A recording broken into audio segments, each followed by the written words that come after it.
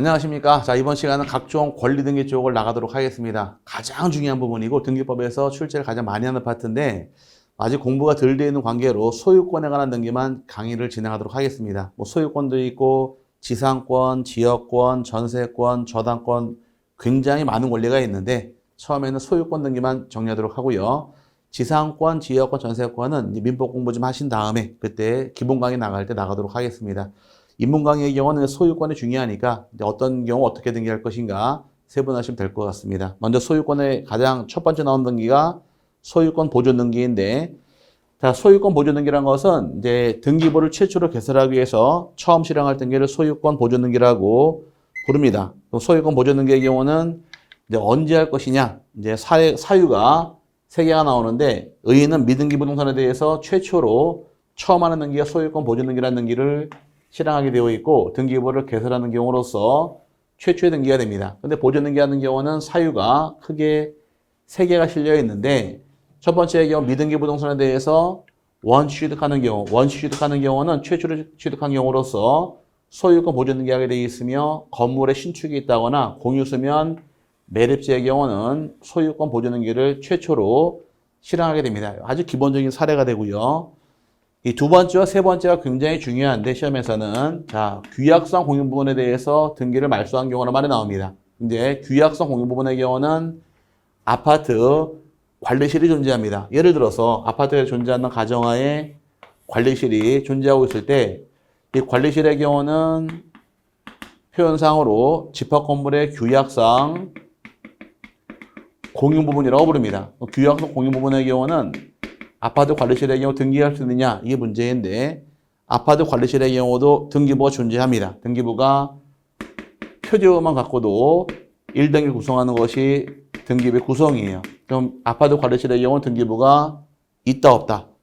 있는데 뭐만 있느냐? 등기부가 표제부 외에는 존재하지 않습니다. 표제부에다가 이제 공용 부분이라고 써놓고서 갑분할을 두지 않는 것이 이게 그 뜻이에요. 그럼 아파트 관리실의 경우 등기부가 존재해야 돼 뭐만 있느냐?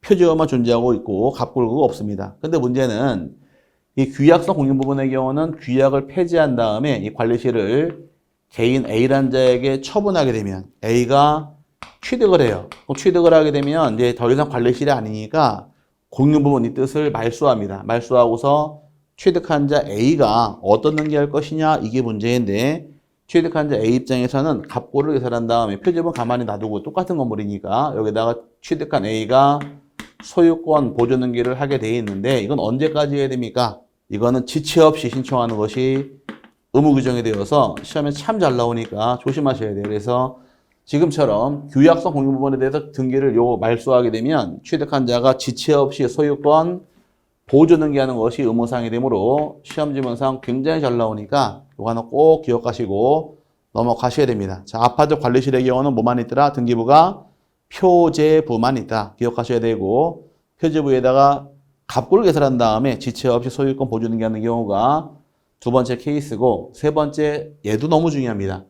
미등기 부동산에 대해서 법원으로부터 가압류, 가처분, 경매 개시, 주택 또는 상가 임차권 등기에 대해서 촉탁이 있는 경우, 촉탁이란 것은 관공서가 등기를 요청하는 경우를 촉탁그럽니다. 촉탁이 있는 경우에 어떻게 할 것이냐 문제예요. 그럼 미등기 부동산이 있다는 가정하에 예를 들어서 이 집에 대해서 갑이 가지고 있는 미등기 주택이 있습니다. 미등기 주택에 대해서 법원으로부터 촉탁이 들어왔습니다. 법원이 미등기 부동산 가압류해달라고 촉탁이 들어왔다거나 처분금지 가처분 등기, 그 다음에 경매 개시 등기하고 그 다음에 주택임차권, 그 다음에 상가임차권 등기에 대해서 법원이 촉탁을 합니다. 그 촉탁을 한 경우에 등기를 하긴 해야 되는데 문제는 법원에서 이러한 등기 요청을 했어요. 근데 문제가 발생했습니다. 이 부동산이 현재 등기부가 없는 미등기일 경우에 등기부가 없으니까 바로 이런 등기할 수가 없으니까 등기관이 1순위로 갑의해야 될 소유권 보존 등기를 직권으로 실행해버립니다. 직권으로 실행을 한 다음에 이 중에 하나 끄집어내서 2순위로 가압류하는 것이 과정이 됩니다. 그러면 시험 논점이 있는 것은 법원으로부터 어떤 촉탁이 있을 경우에 직권으로 소유권 보존등기합니까? 요거는 나중에 암기를 하셔야 돼요. 미등기에 대해서 가압류, 가처분, 경매개시, 주택상가 임차권, 촉탁이 있을 경우에 직권으로 소유권 보존등기한다 해서 우리 시험에서는 이 두 가지가 너무너무 중요합니다. 너무 중요하기 때문에 나중에 공부가 되시고 기출문제집을 풀어보게 되면 거의 매회 나오는 지문이 이 두 개 지문이니까 여기 두 개는 반드시 기억하고 넘어가셔야 돼요. 자, 부동산 원시 취득하는 경우 소유권 보존등기 하더라. 이건 시험에 나올 건 없고요. 집합 건물의 규약상 공유 부분은 아파트 관리실을 의미하는데 관리실을 개인에게 처분하게 되면 취득한 자가 지체 없이 소유권 보존등기 하더라. 잡아놓으셔야 되고 미등기에 대해서 법원으로부터 가압류, 가처분, 경매개시, 주택상가 임차권 촉탁이 있을 때에는 직권으로 소유권 보존등기한다 해서 요 사례 잘 기억하시기 바랍니다. 그 다음에 보존등기할 경우 신청 적격이 나옵니다. 보존등기란 건 누가 신청할 수 있느냐? 신청할 자격이 법에 쭉 명시가 됩니다. 법 65조에 규정되어 있는데 시험에서는 이 부분도 굉장히 중요합니다. 여기는 법제 65조에 정해진 자가 4명이 나옵니다. 보존등기라는 것은 등기 원인이 존재하는 것이 아니라 신청할 자격은 법조문의 65조에 딱 규정되어 있어요. 규정되어 있는 자 신청할 수 있고 되어 있지 않은 자 신청 못하게끔 제한을 합니다. 그럼 보존등기라는 것은 최초의 등기다 보니까 토지대장, 임야대장 또는 건축물대장에 최초의 소유자로 등록되어 있는 자 보존등기할 수가 있고요. 그 다음에 이자가 살아있으면 등기하면 좋으련만 이자가 사망했습니다. 이때는 그자의 상속인도 보존등기할 수가 있어요. 그럼 대장상 최초 소유자가 갑이 있는데 갑이 사망했습니다. 사망한 자 등기할 수는 없으니까 사망한 자의 상속인 자기 명의로 보존등기할 권리가 인정이 됩니다. 그래서 만약에 대장상 최초 소유자가 돌아가신 우리 아버지로 등록되어 있는 경우 아버지는 돌아가셨죠. 그럼 등기할 수 없고 상속인 아들 명의로 바로 보존등기하는 것이 자격이니까 주의하시고 또 상속은 포괄승계 입장인데 똑같은 포괄승계의 경우가 두 개가 더 있어요. 하나는 회사병한 경우, 회사병한 경우도 포괄승계로 인정이 되고 그 다음에 포괄 유증받은 경우도 포괄승계 입장이 되어서 직접 보존등기할 수 있도록 허용한다 해서 포괄승계인 범위는 2명이 더 있습니다. 그래서 기본 원칙은 대장상 최초 소유자 보존등기할 수 있고 이자의 상속인도 가능하며 줄여서 포괄승계인도 가능하다 이렇게 줄이면 됩니다. 포괄승계에 해당하는 자가 2명이 있더라. 누구랑 누구? 회사병한 경우와 또 하나 포괄 유증을 받은 경우도 보존등기할 수 있으니까 1호 주문이 이렇게 줄임말이 만들어지고요. 두 번째의 경우 확정 판결을 통해서 가기 전에 그러면 최초 소유자 아닌 사람은 보존등기할 수 있을까요? 없겠죠. 원칙적으로 최초 소유자로부터 이전받은 자 대표적인 예가 아파트를 분양받은 사람은 직접 보존등기할 수가 없다가 됩니다. 아파트를 분양을 받게 되면 시행사업으로 소유권 보존등기한 다음에 분양받은 자가 이전 등기하게 되어 있으니까 분양받은 자의 경우는 최초 소유자 입장이 아니어서 직접 등기할 수 없기 때문에 보존등기라는 것은 기본 틀이 누가 하느냐 원칙은 최초 소유자가 딱 잡아놓으셔야 됩니다. 두 번째 확정 판결을 통해서 자기의 소유권을 증명하는 자 보존등기할 수 있는데 확정 판결 받은 자는 보존등기할 때 어떤 판결을 의미합니까? 물어봤을 때 확정 판결의 경우는 모든 판결 다 가능해서 확인 판결을 받은 경우이건 이행 판결을 받은 경우이건 형성 판결 받은 경우이건 판결은 불문하고 다 보존등기할 수 있도록 허용을 해줍니다. 확정 판결 받은 경우는 판결의 종류를 묻지 않고 다 등기할 수 있도록 허용하겠다가 두 번째 대상이 됩니다. 더 세부적인 사항 파고 들어가는 것은 나중에 보도록 하고요. 세 번째 이제 수용으로 인하여 소유권을 취득했음을 증명하는 자 미등기 토지를 또는 미등기 건물을 수용한 자 입장도 보존등기할 수 있도록 인정을 해요. 그럼 두 번째 나온 사람은 여기 첫 번째고 두 번째가 판결받은 자 보존등기할 수 있고 세 번째가 수용권을 가진 자 보존등기할 수 있게 됩니다. 근데 네 번째가 특이한 게 있어요. 네 번째의 경우는 특별자치도지사, 시장, 군수구청장 확인을 통해서 소유권 증명하는 자 나옵니다. 요거는 뒤에 무슨 말이 붙어 있느냐? 건물의 경우로 한정한다 붙어 있습니다. 여기는 건물만 대상으로 인정하겠다가 내용이에요. 이건 토지란 말이 나올 수 없습니다. 그래서 특별자치도지사나 시장, 군수구청장 확인을 통해서 자기의 소유권을 증명하는 자 입장은 보조등기 신청할 수 있는데 건물로 한정한다. 이게 단서 조항입니다. 그래서 토지의 경우 나올 수가 없으니까 조심하셔야 돼요. 그럼 요 세 가지의 경우는 토지만 대상으로 보조등기하는 자가 만들어지는 것이고, 그 다음에 건물의 경우는 이 세 명에다가, 그 다음에 마지막 네 번째가 특별자치도지사, 시장, 군수구청장, 확인을 통해 소유권 확인된 자에게 추가가 됩니다. 그럼 이 4, 5조문의 경우는 건물만 나오는 특이한 주문이니까 이 4, 5조문이 여기로 들어가면 안 되는 거예요. 토지에는 몇 명이 가능하고 법조문상에서 3명이 가능하다 이렇게 만들어지는 것이고, 건물은 4명이 만들어지다 보니까 요 4, 5조문은 건물로 한정하다 보니까 조심하셔야 됩니다. 그래서 이 자격이 있는 사람 외에는 신청할 수 없도록 제한하는 것이 보조등기만의 특징이 됩니다. 자, 소유권 보조등기의 경우는 신청할 자 몇 명이 있더라. 법조문상에서 크게 4명이 나오더라. 4명 중에서 3명은 수용까지는 토지만을 의미하는 것이고, 이 4명 건물 다 포함시키다 보니까 요 4, 5점은 조심해서 세분하시기 바랍니다. 이게 신청할 자격이고, 나중에는 더 세분 들어가면서 쭉 세분하게 되어 있으니까 내용 잘 파악하셔야 돼요. 그 다음에 보조등기 신청할 때도 특징이란 것은 신청 정보에 기록할 때 일반적 기록사항 이외에도 신청 근거 조항을 적게 됩니다. 신청 근거 조항 적으라는 얘기는 법제 65조 몇 호를 통해 등기하느냐. 법조문상에서는 기역, 니은, 디귿, 리을 붙여놨지만 1호, 2호, 3호, 4호입니다. 내가 대장상 최초 소유자일 경우는 법제 65조 1호에 의거 이렇게 적는 거예요. 확정 판결 받은 사람은 법제 65조 2호에 의거. 수용권을 가진 자 65조 3호에 의거 보조등기한다로 적게 됩니다. 하지만 중요한 것이 신청 근거 조항을 적는 것이 기본 개념이 되겠지만 등기 원인과 연호를 적지 않는다. 이게 참 중요한 겁니다. 기록하지 않는 게 중요한 것인데 소유권 보조등기란 것은 등기 원인이 없어요. 매매계약은 매매가 원인, 교환계약은 교환이 원인, 이렇게 원인이 만들어지는데 보조등기란 것은 원인을 만드는 것이 아니라 신청할 자격이 법에 명시된 자 외에는 신청할 수 없다 보니까 이 안에 해당되느냐 해당하지 않느냐가 신청할 자격이 있냐 없냐 기준이 되어서 원인이 존재하지 않으니까 원인 연호를 기록하지 않는다까지 세분하시면서 공부하시는 것이 사실 공부가 됩니다. 여기 너무너무 중요하니까 세분 잘 하셔야 돼요. 자, 소유권 보조등기의 경우는 등기부를 개설하기 위한 것이 보조등기할 때 목적인데 보조등기하는 사유가 몇 가지 사유가 있더라? 3가지 사유가 있더라. 미등기 부동산 원시 취득하는 경우가 있고 규약성 공인부분에 대해서 규약을 말소하는 폐지해서 공인부분 말소하는 경우도 있고 미등기에 대해서 법원으로부터 가압류, 가처분, 경매 개시, 주택상가 임차권 촉탁이 있을 경우 직권으로 소유권 보조등기하더라.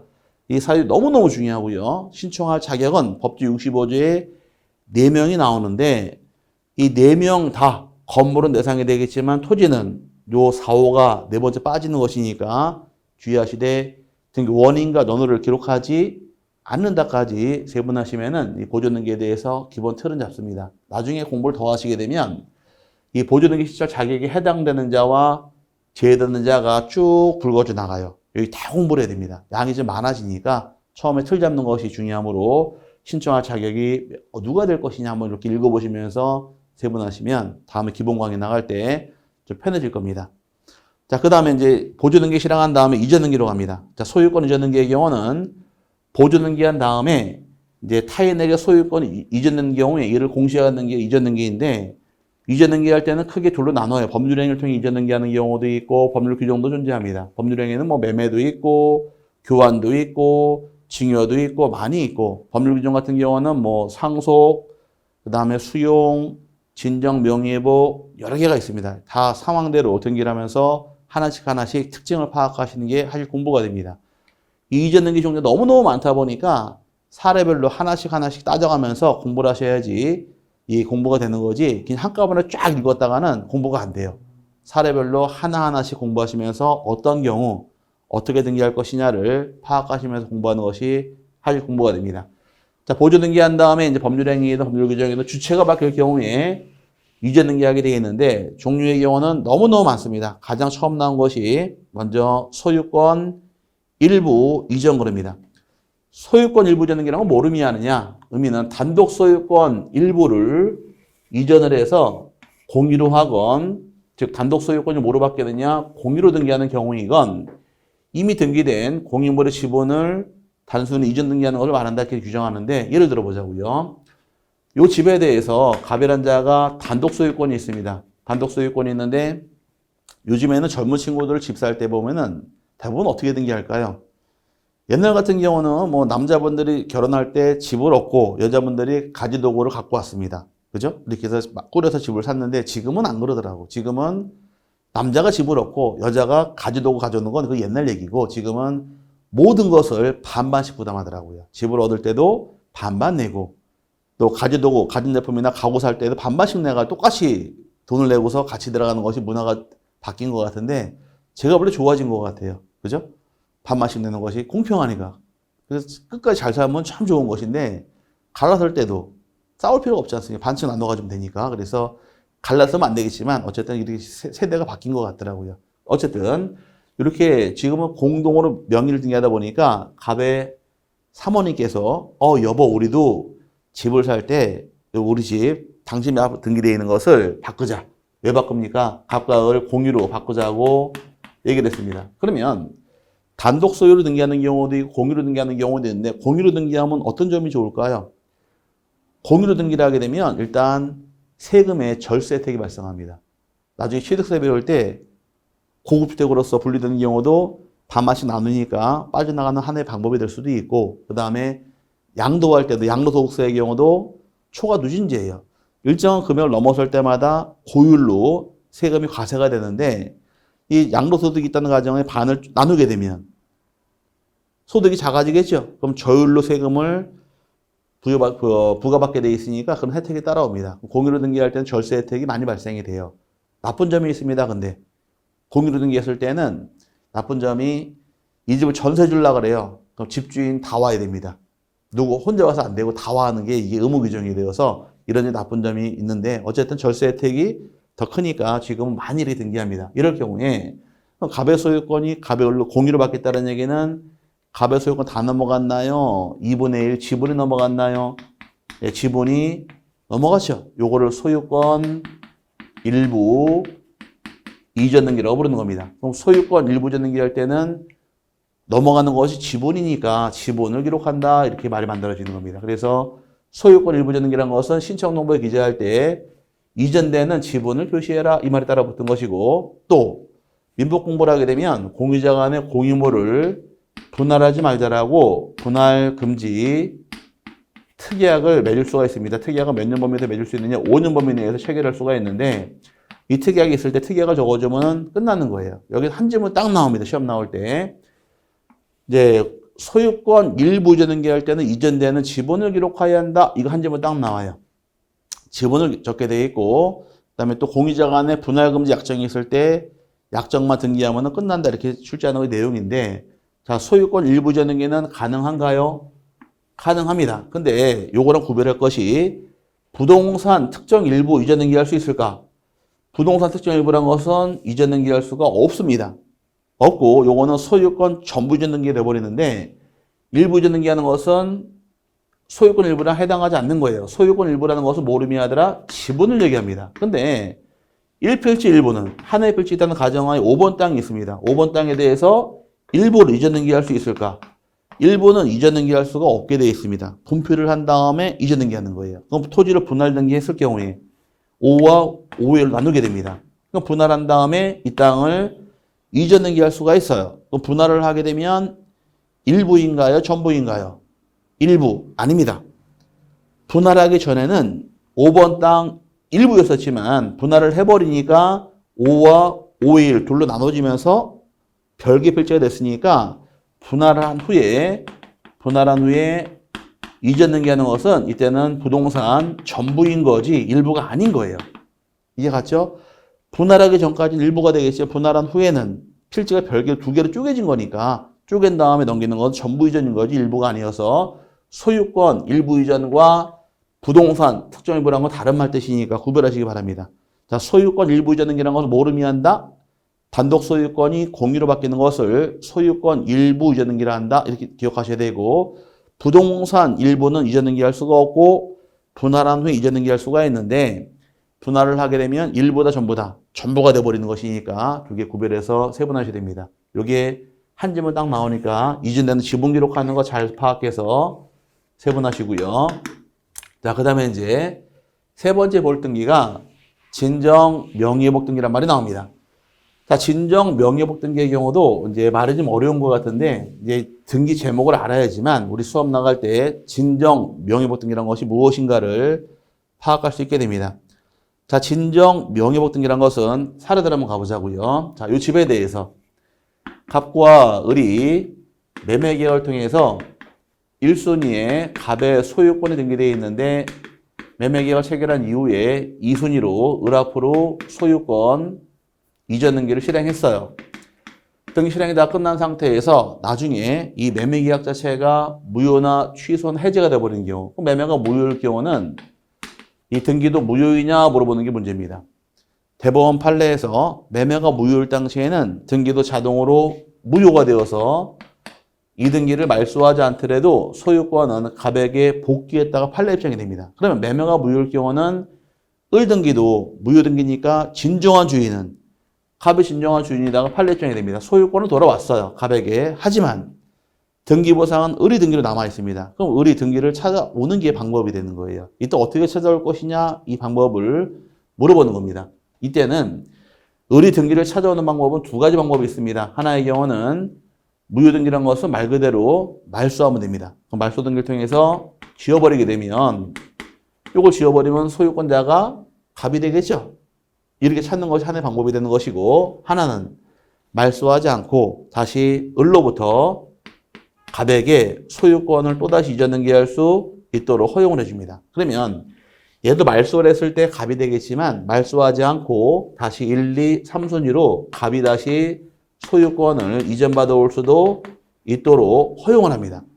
이 등기를 하겠다가 이 목적이에요. 그럼 이 등기할 때 어떻게 등기할 것이냐 이걸 배우는 겁니다. 그러면 갑이 진정한 주인입니다. 그럼 진정한 주인 갑이 등기를 찾아오기 위해서 명의를 회복하기 위해서 어떤 등기했느냐 소유권 이전 등기하다 보니까 진정 명의회복을 등기 원인으로 하는 소유권 이전 등기라는 것이 복귀된 것이 그 뜻이에요. 그래서 자, 등기 원인 즉 매매 등이 무효로 인하여 현재 등기 명의인 을이 무권리자일 경우 권리가 없을 경우에 진정한 소유자 갑이 자기 명의로 등기를 회복하려고 할 때 무권리자 명의 등기를 을 명의 등기를 말소하지 아니하고 다시 무권리자로부터 직접 소유권 이전 등기하는 것을 말한다 해서 이렇게 말소하지 않고 다시 이전 등기해 올 때가 진정 명의회복 등기라고 부르는 겁니다. 이때 어떻게 등기할 것이냐 이 문제예요. 이때 신청인의 경우는 현재 등기 명의인 을하고 진정한 주인 권리자가 공동으로 신청하면 됩니다. 그래서 갑하고 을하고 둘이서 공동으로 신청하는 것이 내용이에요. 공동 신청하시되 진정한 주인 갑이 등기 권리자가 되고 을이 등기 의무자로서 공동 신청하는 것이 내용이 됩니다.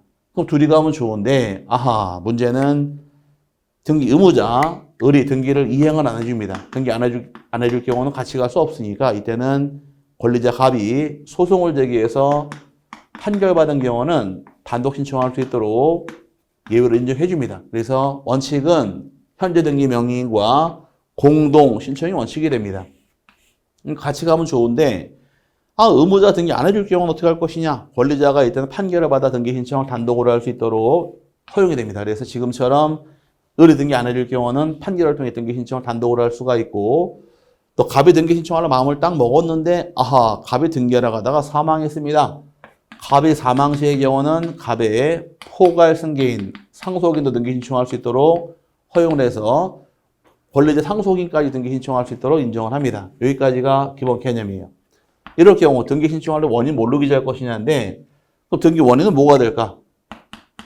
원인은 당연히 진정 명의 회복이라고 적게 됩니다. 근데 원인이 진정 명의 회복인데 눈에 안 보이는 것이 있어요. 여기 원인은 진정 명의 회복 적어라. 근데 실제로 등기 원인이 있느냐 이게 문제입니다. 포인트는 이게 포인트예요. 실제로 등기 원인이 있을까 없을까? 실제로 등기 원인은 존재하지 않습니다. 이게 포인트예요. 아니 이 말뜻이 뭡니까? 자, 처음부터 갑이 을에게 매매 계약을 통해서 집을 팔았습니다. 그 을이 취득한 원인은 매매가 원인이에요. 그죠? 매매가 원인인데 매매가 무효가 됐습니다. 매매한 효과가 없다가 돼버리는 거예요. 없다. 그럼 다시 갑이 소유권을 찾아오기 위해서 계약을 또 체결했나요? 그건 아니란 얘기입니다. 실제로 등기 원인이 존재하지 않는다가 되는 거예요. 그럼 실제로 등기 원인이 없으니까 원인일자 기록하지 않는다가 되는 겁니다. 왜 안 적을까? 원인일자를. 실제로 등기 원인이 없으니까 못 적는 겁니다. 그래서 여기는 중요한 맥은 원인은 진정 명의복 적었지만 실제로 등기 원인이 존재하는 것은 아니어서 원인일자 기록하지 않는다. 이렇게 말이 떨어집니다. 나중에는 원인이 없다 보니까 원인을 받아야 될 토지거래 허가증이나 농지 취득 자격증명이나 검연도 일체 받을 필요가 없다고 얘기를 해요. 왜? 다 원인을 받는 것들이니까 여기서 포인트는 이게 포인트입니다. 자, 원인 뭘로 기재합니까? 진정 명의복 적었습니다. 근데 실제로 등기 원인이 존재하지 않는다. 이게 중요한 맥이 되어서 원인은 진정 명의복 적되 실제로 원인이 없으므로 원인일자 기록하지 않는다. 이렇게 이해하고 넘어가시면 되는 겁니다. 이게 진정 명의복 등의 뜻인데 나중에 이제 공부할 때 다시 돌아가서 기본 강의 나갈 때 앞쪽에서도 진정 명의복 등기한다는 말이 나와요. 그럼 진정 명의복 등기라는 것이 뭔지 알아야 대화가 되니까 그 진정 명의복 등기도 이렇게 어떤 경우 하는지 잘 파악해 놓고 정리하고 넘어가시면 우리 기본 강의 나갈 때 도움이 될 겁니다. 자, 그 다음에 이제 네 번째 등기입니다. 네 번째 등기는 상속에 따른 소유권 이전 등기인데 상속을 받은 경우 등기 어떻게 할 것이냐 이제 그 과정을 배웁니다. 자, 여기도 지워버리고요.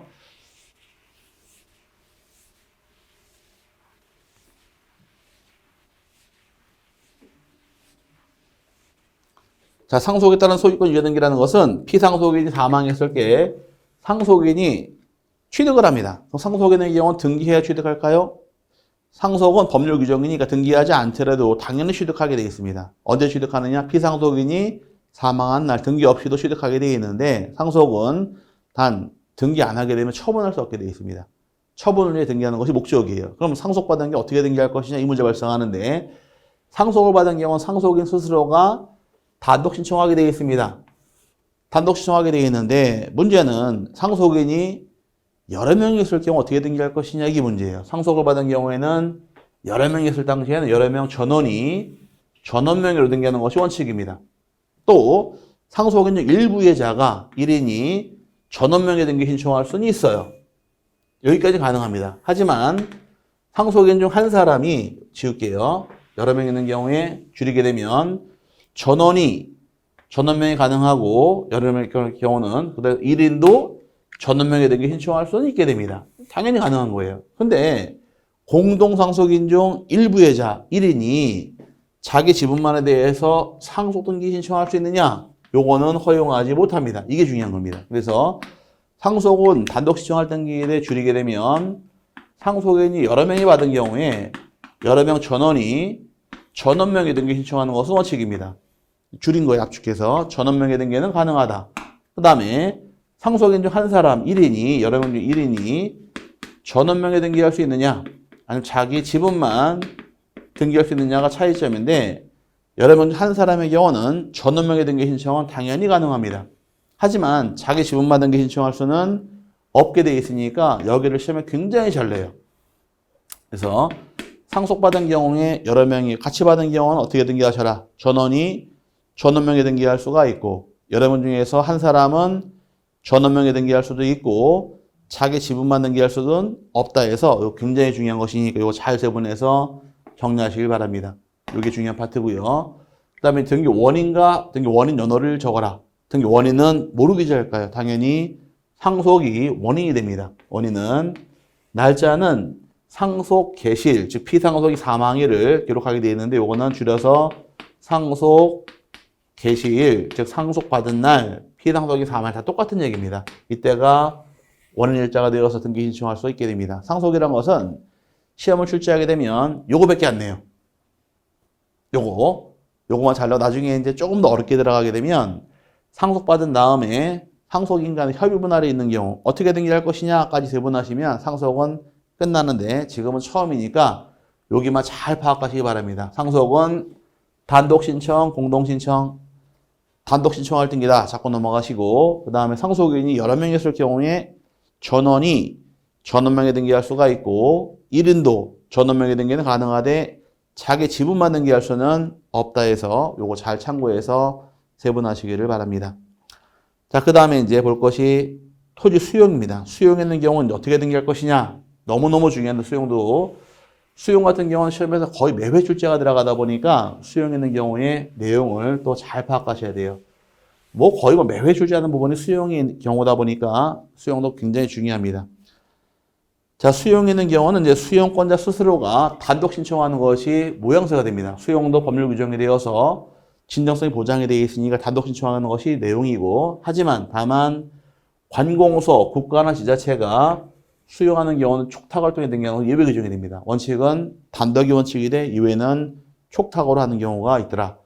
그럼 등기 원인일자 적고 원인 적을 때는 토지 수용이 원인이고 원인일자 수용 개시를 적으면 돼요. 수용 개시일자가 바로 수용을 통해서 물권 변동이 발생한 날을 의미하는 것이고, 다른 말로 수용 보상금을 지급한 날짜가 됩니다. 수용 같은 경우 등기 안 해도 보상금만 지급하게 되면 등기 없이도 취득합니다. 그럼 취득한 날짜가 수용 개시일, 수용의 시기, 보상금 지급한 날 다 똑같은 시기예요. 이때를 수용의 시기라고 부르는 것이며, 그 다음에 요거 생략하고요. 첨부정부의 경우는 협의로 수용하는 경우가 있고 재결로 가는 경우가 있는데, 협의로 수용한다는 얘기는 수용권자가 토지 소유자에게 당신 다 수용할 겁니다. 넘겨주실래요? 그렇게 해요. 협의했습니다. 이때는 뭐가 들어오느냐? 협의 성립, 확인서가 들어옵니다. 근데 반대로 당신 다 수용하겠습니다. 토지 소유자 보상금 얼마 줄 건데요? 얼마 드릴게요. 아, 그거 받고 수용 안 합니다. 협의가 안 돼요. 협의가 안 될 경우는 관할 토지수용위원회에서 재결로 결정하는 것이 방법이에요. 재결, 재결 뜻이 뭘까요? 재결 뜻은 이렇게 제가 질문하게 되면 대부분 다 하시는 말씀들이 재결은 다시 결정하는 게 재결입니다. 이렇게 말씀들을 많이 하시는데, 다시 결정하는 재결이 아니라 다툴죄입니다. 다툴죄, 재판을 뜻이에요. 그래서 국가의 결정을 둘로 세분합니다. 국가의 결정은 사법부, 법원 결정이 있고 행정부 결정이 따로 정해지는데, 법원의 결정을 판결 이렇게 표현을 하고 행정부 쪽의 결정을 재결 이렇게 표현을 합니다. 그래서 재결의 뜻은 재판상 결정의 줄임말이 재결인 거지 다시 결정하는 것이 아닙니다. 그래서 재결은 뭐의 줄임말?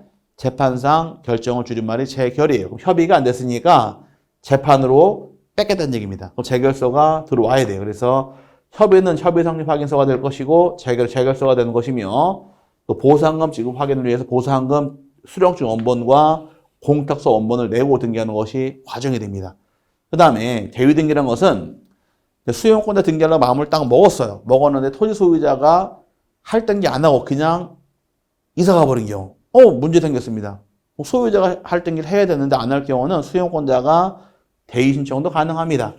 각종 변경, 경정의 등기나 상속 등기 등을 대위 신청할 수 있도록 허용하겠다가 내용이고, 또 수용이 있게 되면 이제 등기부를 정리를 위해서 수용은 취득 형태가 원칙 취득이다 보니까 등기부상 모든 권리들은 전부 다 직권으로 말소가 들어갑니다. 그럼 직권 말소할 때 어떻게 말소할 것이냐, 이 과정을 또 배우셔야 돼요.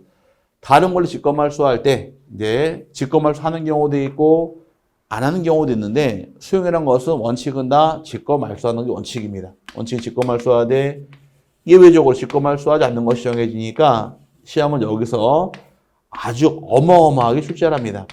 그럼 수용되기 이후에 실행된 수용 뒤에 들어온 이전 등기도 직권 말소, 지상권, 전세권, 저당권, 임차권 다 직권 말소, 그 다음에 가등기, 압류, 가압류, 가처분 전부 다 직권 말소합니다. 그럼 다음 직권 말소 다 대부분 직권 말소 당하는데, 직권 말소 당하지 않는 게 있어요.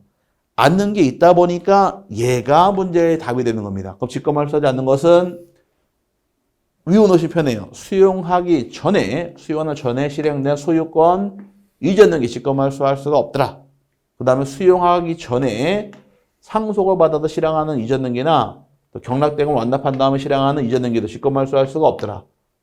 이 두 가지 연결시켜 보게 되면 이 두 가지의 경우는 수용 전이죠. 그죠? 여기 수용 후죠.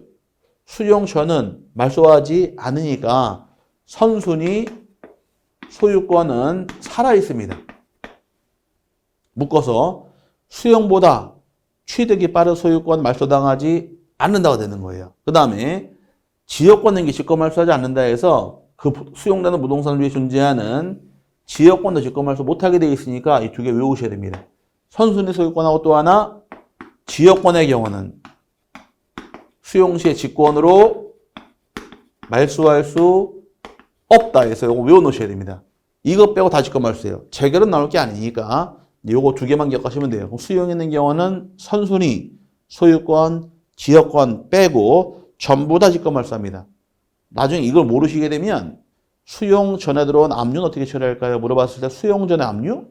수용 전에 압류는 먼저 들어왔으니까 말소 안 당하겠네? 이러면 틀리게 되어 있습니다. 수용 전후를 떠나서 압류, 가압류, 가처분 전부 다 직권 말소가 들어가니까 수용 시에 직권 말소 안 당하는 거 이 두 개는 의무적으로 외우셔야 됩니다. 수용 딱 그러면 첫 번째 포인트가 여기에요. 수용은 직권 말소 안 당하는 거 크게 몇 가지 있더라?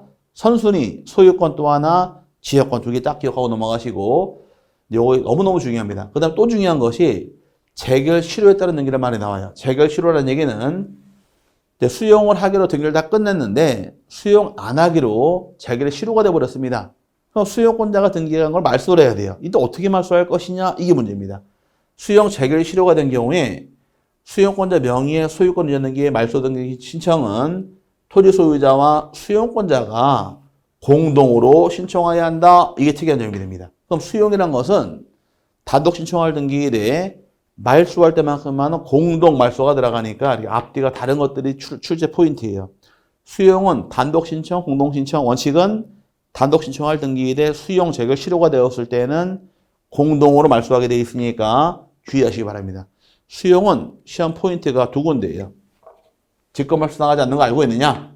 여기하고 수용 재결 실효가 돼서 말소할 때 어떻게 말소해야 됩니까? 말소할 때는 공동으로 말소하더라. 이렇게 잡고 넘어가시면서 세분하시면 수용까지 정리가 끝납니다. 자, 이번 시간 여기까지 정리를 하는데요. 우리가 그동안 배운 내용 가볍게 한번 생각해 보자고요. 자, 소유권 보존등기란 것은 최초의 등기더라. 그렇죠? 보존등기하는 경우는 원칙 취득하는 경우가 있고 또 하나가 규약상 공유 부분 같은 경우는 지체 없이 소유권 보존등기하더라. 또 직권 보존등기의 경우는 법원으로부터 가압류, 가처분, 경매 개시, 주택상가 임차권 촉탁이 있을 경우에 직권을 보존등기할 수 있다. 이렇게 배운 게 있습니다. 보존등기할 자격 4명이 있었죠. 대장상 최초 소유자, 그의 상속인, 그 밖에 포괄 승계인 가능하다.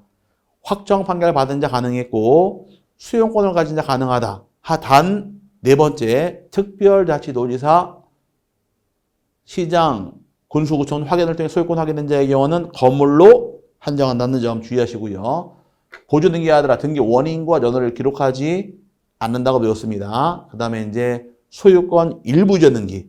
소유권 일부 이전 등기라는 것은 단독 소유권 공유로 바뀌는 경우 지분을 넘길 때가 소유권 일부 이전 등기라고 배웠고 그 다음에 진정 명의복 등기는 법률행위가 무효가 되어서 등기도 무효일 경우는 말소하지 않고 다시 이전 등기에 갈 때가 진정 명의복 등기인데 원인은 진정 명의복 적었지만 실제로 등기 원인이 존재하는 것은 아니다. 이렇게 해서 세분하고 넘어가실 부분이고 그 다음에 상속을 받았습니다. 상속받은 경우는 단독 신청할 등기이되 상속인이 여러 명이 있을 경우는 전원명이 가능하다. 단 1인도 전원명에는 가능하되 자기 지분만 등기는 할 수는 없다. 기억하셔야 되고요. 수용은 단독 신청할 등기에 말소할 때만큼만 공동 말소가 들어가더라. 단 수용에 있는 경우에 직권 말소 못하는 것이 크게 두 가지가 있더라. 하나는 선순위 소유권 또 하나 지역권을 빼고 다 직권 말소한다까지 세분하시면